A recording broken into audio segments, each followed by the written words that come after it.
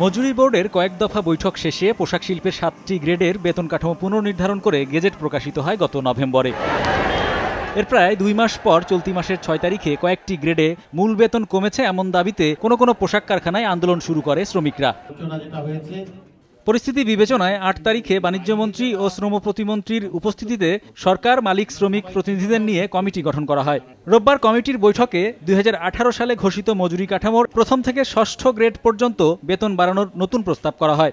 এ প্রস্তাব অনুযায়ী 2013 সালের তুলনায় পোশাক খাতের শ্রমিকদের বেতন বাড়বে সর্বনিম্ন 2700 থেকে সর্বোচ্চ 5257 টাকা পর্যন্ত। 2013-তে ছিল 13,000 টাকা, 18-র প্রস্তাব ছিল 17,510 টাকা, আর এখন প্রস্তাব হচ্ছে 18,257 টাকা।